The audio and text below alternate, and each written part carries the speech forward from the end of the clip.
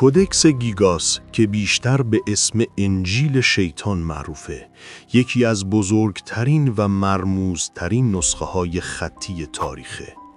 این شاهکار عجیب تو قرن 13 میلادی تو بوهیمیا، جایی که الان تو جمهوری چک هست، نوشته شده. به خاطر اندازه و محتوای خاصش همیشه پر از داستان و افسانه بوده و کلی کنجکاوی رو به خودش کشیده. این کتاب که کامل با دست نوشته شده، 92 سانتی متر قد، 50 سانتی متر عرض و وزنی حدود 75 کیلو داره و کلش 310 صفحه است.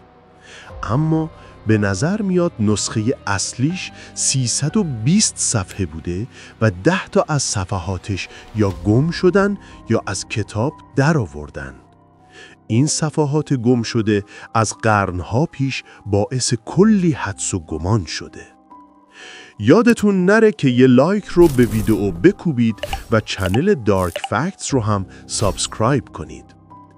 این کودکس گیگاس یه داستان افسانه‌ای و پر رمز و راز رو تو دلش داره. طبق روایت‌ها یه راهب بندیکتی این کتاب غول پیکر رو نوشته. راهبی که به خاطر یه گناه خیلی سنگین به مرگ محکوم شده بود. اون برای نجات جونش یه پیشنهاد عجیب میده، اینکه توی یک شب بزرگترین کتاب تاریخ رو بنویسه و همه دانسته های صومعه رو توش جمع کنه. ولی خب نوشتن همچین کتابی توی شب غیر ممکن بوده و میگن اون راهب آخر سر به نیروهای تاریک پناه میبره و روحشو در ازای کمک به شیطان میده. به همین خاطر تصویری بزرگ از شیطان وسط کتابه که شهرتش رو چند برابر کرده و باعث شده این کتاب پر رمز و رازتر به چشم بیاد. کودکس گیگاس فقط یک کتاب خطی ساده نیست. این یه مجموعه است از دانش‌های مختلف، از دایرالمعارف و انجیل گرفته تا کتاب جادو و حتی راهنمای پزشکی. صفحاتش از پوست چرمی درست شدن و دقت و ظرافتش باعث شده یه اثر بی‌نظیر هنری باشه. این کتاب کامل با دست نوشته شده و متن کامل عهد قدیم و جدید رو داره. علاوه بر اون بخشی از کتاب اتیمولوژی عیسی درست هم توشه که از تاریخ و علوم طبیعی تا اطلاعات عمومی رو پوشش میده. متن‌های پزشکی هم هست که برای زمان خودش خیلی پیشرفته بوده. یکی از معروفترین بخش‌های این کتاب تصویر بزرگ شیطانه. شیطانی با زبون دو شاخه قرمز، چهره حیوانی و شمایل ترسناک.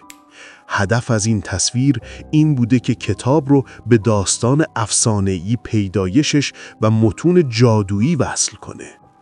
بعضی محقق‌ها میگن این نماد باورهای رایج شیطانی اون دور است. بعضیا هم میگن نشونه معامله راهب با شیطانه.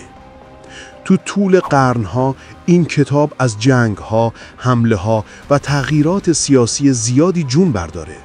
تو جنگ 30 ساله ارتش سوئد کتاب رو غنیمت گرفت و به کتابخونه سلطنتی استکهلم برد، جایی که الان هم هست.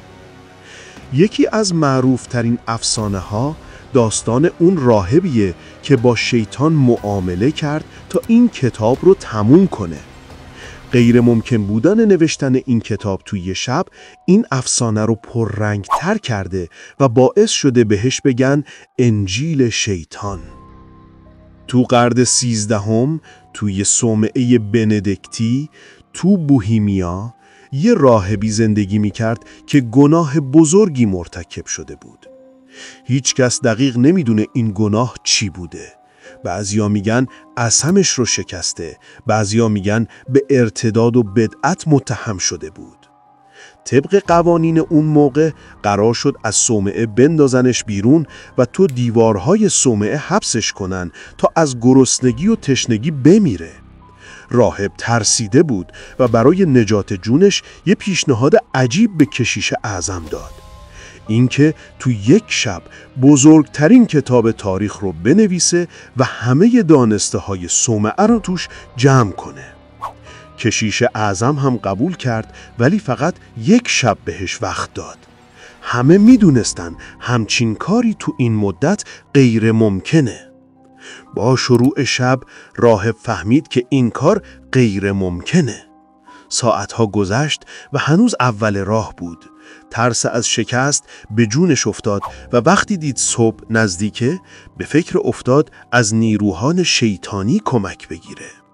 گفته میشه اون لحظه دعاها و فریادهاش به گوش شیطان رسید و شیطان جلو و روش ظاهر شد. شیطان قول داد اگه راهب روحشو بده کتاب رو کامل کنه. راهب که دیگه چاره‌ای نداشت قبول کرد و با کمک شیطان کتاب تموم شد. شیطان همه صفحات شامل جادو، طالع بینی و بقیه مطالب رو تو یک شب نوشت و وسط کتاب تصویر خودش رو کشید.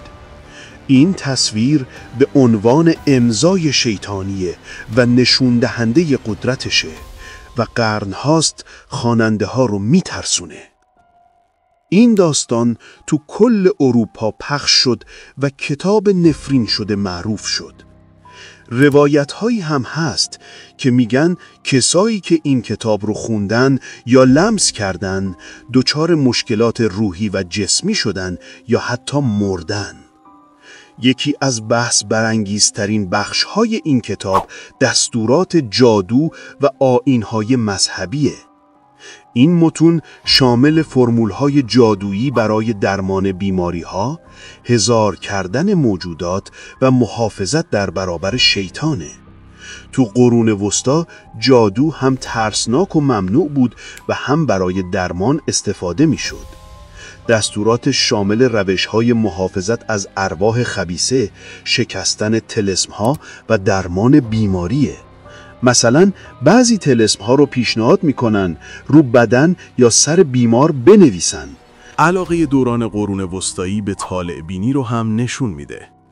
تو کتاب اطلاعات مربوط به موقعیت ستاره‌ها، تأثیرات برج‌ها و حرکات سیارات هست. اون موقع طالع بینی فقط رصد آسمون نبود، بلکه برای پیشبینی سرنوشت و حتی رفتار آدم‌ها استفاده میشد. مثلا تعیین روزهای خوشیمن یا تأثیر ترتیب سیارات تو زندگی مردم از باورهای عرفانی اون دوره بوده. این اطلاعات نه تنها برای مردم بلکه برای پادشاه‌ها هم مهم بود و تو تصمیم گیری هاشون نقش داشت. ادعاهایی هم هست که میگن تو کتاب پیام‌های مخفی و رمزگذاری شده وجود داره. اندازه کتاب و محتوای زیادش این حدس رو تقویت میکنه که برای نگهداری پیام‌های رمزی ساخته شده. برخی محقق‌ها به تعداد صفحات، جای تصویر شیطان و نمادهای کتاب از دید عددشناسی نگاه کردن. بعضیا میگن نویسنده با روش‌های خاصی اطلاعات پنهان رو رمزگذاری کرده و فقط کسایی که به سنت‌های اسرارآمیز آشنایی داشتن میتونستن بفهمنش. این مخصوصاً تو بخش جادو و طالع بینی صدق میکنه. بعضیا میگن این کتاب علاوه بر جادو، راهنمای آیین‌های جادوی سیاه و مراسم شیطانی هم هست. گفته میشه تو قرون وسطا علاقمندان به جادوی سیاه از بخش‌های مخفی کتاب برای مراسم استفاده میکردن. همونطور که گفتیم به نظر میاد کتاب در اصل 320 صفحه داشته، ولی الان 310 صفحه مونده. اون 10 صفحه گم شده کلی نظریه توطئه داره. بعضیا میگن این صفحات شامل طلسم‌های خطرناک و جادوی سیاه بودن و عمدن حذف شدن. با همه اینا نوشتن این کتاب توسط یه راهب و فقط تو یک شب از دید تاریخی و علمی ممکن نیست. تحقیقات نشون داده احتمالاً نوشتنش بین 20 تا 30 سال طول کشیده. ولی با در نظر گرفتن آماده سازی صفحات، چیدمان متن، تصویرسازی و تزیینات بازه واقعی 20 تا 30 ساله است.